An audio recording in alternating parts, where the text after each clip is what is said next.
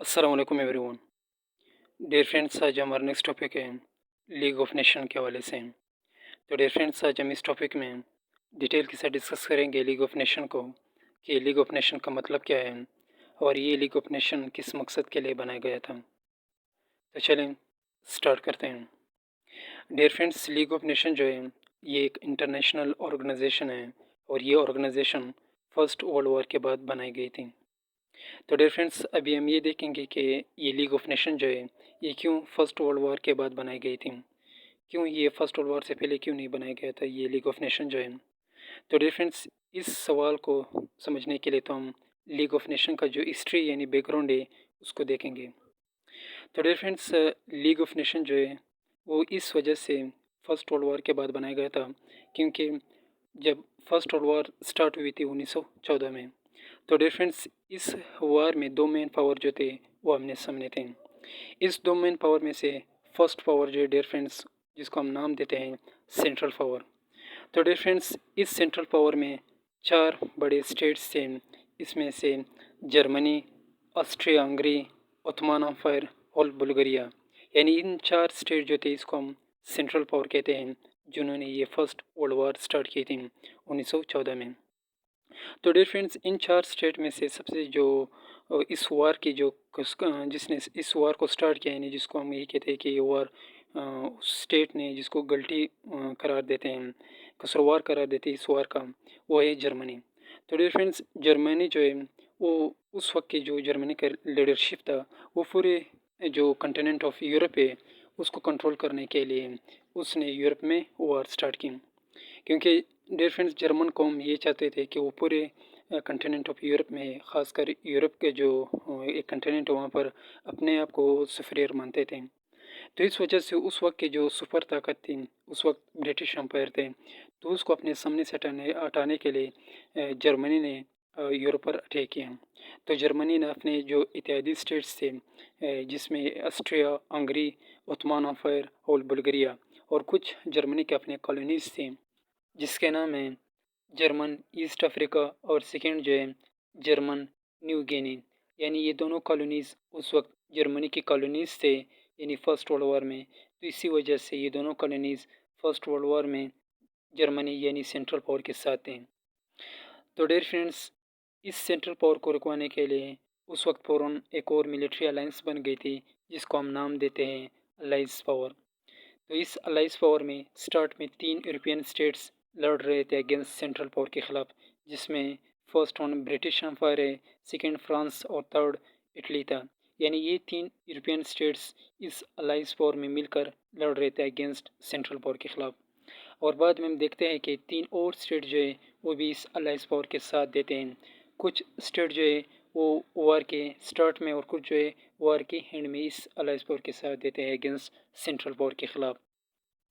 तो dear friends, जब ये वार स्टार्ट हुई थी 1914 में, तो शुरुआत यानी स्टार्ट में फर्स्ट 3 ईयर यानी 1914, 1915, 1917 तक, यानी ये सेंट्रल पावर जो थी वो स्ट्रॉन्गर थी अगेंस्ट अलाइज पावर के ख़िलाफ़। इसका मेन रीज़न ये है कि 1917 तक जो यूनाइटेड स्टेट ऑफ अमेरिका है ये न्यूट्रल थी। यानी 1917 तक जब ये वार स्टार्ट हुई थी 1914 में, तो 3 साल तक जो यूनाइटेड स्टेट ऑफ अमेरिका है वो न्यूट्रल थी। ना वो अलाइज पावर के साथ थी, ना वो सेंट्रल पावर के ख़िलाफ़ थी। यानी 1917 तक ये न्यूट्रल रही थी। तो बाद में हम देखते हैं जब रशिया उस वक्त अलाइज पावर की हिस्सा थी, जब रशिया में एक इनकलाब आती है जिसको हम नाम देते हैं बल्शेविक रिवोल्यूशन। तो डियर फ्रेंड्स, इस रिवोल्यूशन के बाद यानी रशिया जो है वो अलाइज पावर को लेफ्ट कर लेते हैं और अपने आप को न्यूट्रल कर लेते हैं। तो उसके बाद हम देखते हैं डियर फ्रेंड्स, जब रशिया इस वार से सर लेफ्ट कर लेती है यानी अपने आप को न्यूट्रल कर लेती है, तो उसके बाद यूनाइटेड स्टेट ऑफ अमेरिका है वो इस वार में एंट्री कर लेती है और अलाइज पावर के साथ देती है अगेंस्ट सेंट्रल पावर के ख़िलाफ़। तो उसके बाद फ़ौरन जो अलाइज पावर जो है वो स्ट्रॉन्गर हो जाते हैं सेंट्रल पावर के ख़िलाफ़, क्योंकि उस वक्त जो यूनाइटेड स्टेट ऑफ अमेरिका है वो भी एक ताकतवर स्टेट थी। हालांकि उस वक्त जो सुपर ताकत जो ब्रिटिश अम्पायर था, लेकिन फिर भी जो यूनाइटेड स्टेट ऑफ अमेरिका है वो एक उनकी जो मिलिट्री जो पावर थी वो स्ट्रॉन्ग थी। तो इस वजह से अलाइज पावर ताकतवर बन गए थे अगेंस्ट सेंट्रल पावर के ख़िलाफ़।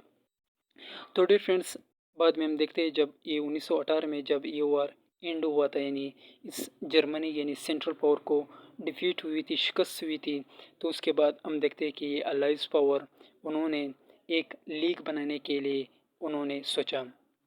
तो डियर फ्रेंड्स, ये suggestion first time United state of America के 28 प्रेसिडेंट, जिसका नाम है थॉमस वुडरो विल्सन, उन्होंने उस वक्त जो प्रेसिडेंट थे उस फर्स्ट वर्ल्ड वॉर में यूनाइटेड स्टेट ऑफ अमेरिका के प्रेसिडेंट थे 1913 से लेकर 1921 तक, उसने जो इस अलाइंस पावर के जो मेन पावर थे यानी ब्रिटिश एम्पायर, फ्रांस और इटली, इनको एक मशवरा दिया, एक सजेशन दिया कि क्यों ना आप लोग एक ऐसा लीग बनाओ कि उस लीग के ज़रिए आइंदा इस फ्यूचर में इस तरह कम्प्लेक्स यानी इस तरह वार, दोबारा इस तरह वार को आप सामना ना करो। क्योंकि इस वार में डियर फ्रेंड्स हम देखते हैं कि इसमें बिलियन ऑफ डॉलर खर्च हुए थे, और साथ साथ यूरोप की तमाम जो स्मॉल और बिग जो सिटीज़ थे वो तबाह हो गए थे, इंडस्ट्रीज़ उसके तबाह हो गए थे। तो इस वजह से उन्होंने इसको एक सजेशन दिया ये ब्रिटिश और अम्पायर को, फ्रांस और इटली को, कि आप एक लीग ऑफ नेशन बनाओ कि उसके ज़रिए आइंदा इस तरह वार ना हो। तो डियर फ्रेंड्स, जब ये सजेशन दिया था तो उस वक्त जो ब्रिटिश अम्पायर था उसने इस पर सोचा और बाद में उसने एक लीग ऑफ नेशन बनाई थी। इस लीग ऑफ नेशन से पहले उन्होंने जर्मनी को सरेंडर करने के लिए एक ट्रीटी पर जर्मनी के साथ साइन किया था। तो डियर फ्रेंड्स, उस ट्रीटी का नाम है ट्रीटी ऑफ वर्साइल। इस ट्रीटी ऑफ वर्साइल, ये जब फर्स्ट वर्ल्ड वॉर ख़त्म हुई थी 18 में, तो ये 28 जून 1919 को साइन हुआ था। यानी ये जर्मनी और अलाइड पावर के दरमियान ये ट्रीटी साइन हुई थी। इस ट्रीटी में मेन पॉइंट्स क्या थे? इस ट्रीटी के फर्स्ट जो 3 मेन पॉइंट्स ये थे कि जो जर्मनी जो है वो उसको सरेंडर करना चाहिए, और उसकी तमाम जो उसकी कॉलोनीज़ से एशिया में, और ख़ासकर उसके जो यूरोप में कुछ कॉलोनीज़ से, ये उन कॉलोनीज़ को जर्मनी ने लेफ्ट करना होगा। इसका सेकंड मेन जो ऑब्जेक्टिव ये था कि जर्मनी जो है वो इस वार का ज़िम्मेदार होगा, कि जर्मनी जो है इस वार का कसूरवार होगा। और थर्ड जो इसका मेन पॉइंट ये है कि जर्मनी जो है उसने अपने जो मिलिट्री पावर जो है उसको रिड्यूस करना है। और फोर्थ जो इम्पोर्टेंट नहीं, फिर फोर्थ पॉइंट इसका ये था इस ट्रीटी ऑफ वर्साइल का, कि जर्मनी जो है अपने टेरिटरीज जो है उसको भी रिड्यूस करना होगा। तो इस ट्रीटी में यानी जर्मनी को उन्होंने सरेंडर कर दिया। उसके बाद इस ट्रीटी ऑफ वर्साइल पर लगभग 42 स्टेट जो थे उसने इस पर साइन किया, और ये लीग ऑफ नेशन बन गई थी।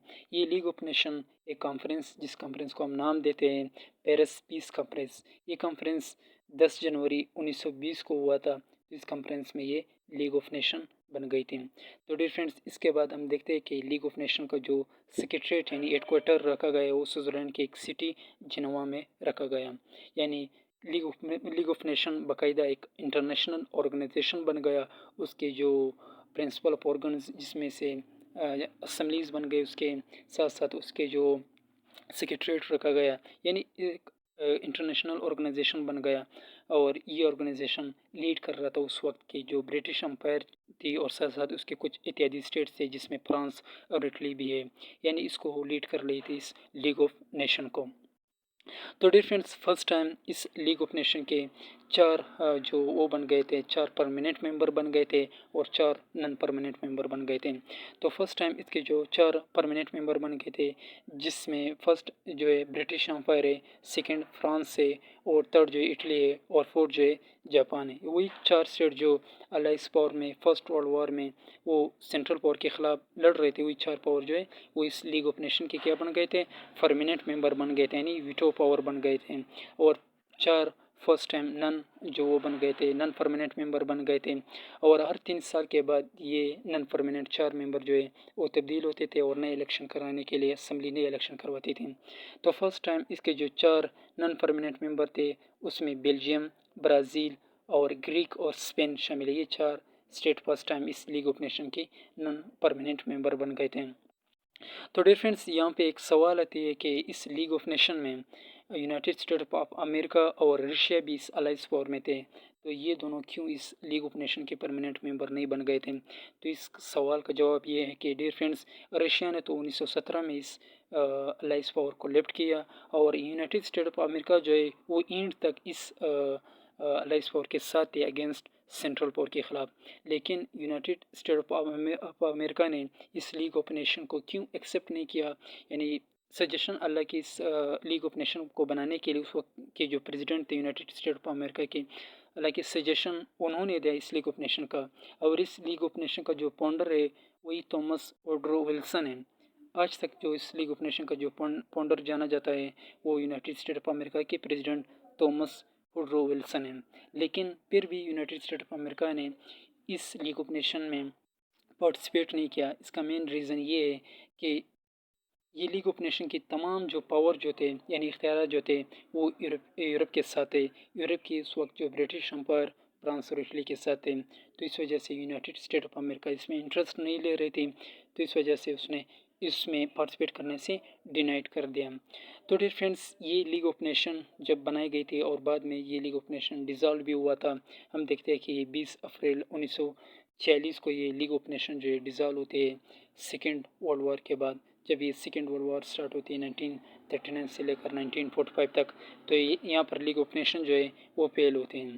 تو ڈیئر فرینڈس، آج ہمارے لیکچر اتنا ہی تھا اس لیگ آف نیشن کے حوالے سے، اور نیکسٹ لیکچر میں ہم پڑھیں گے لیگ آف نیشن کے مین آبجیکٹیو ڈسکس کریں گے کہ اس لیگ آف نیشن کے مین آبجیکٹیوز کیا تھے، کس مقصد کے لیے لیگ آف نیشن بنائی گئی تھی. اس کے خاص جو مین آبجیکٹیوز ہیں وہی ڈسکس کریں گے.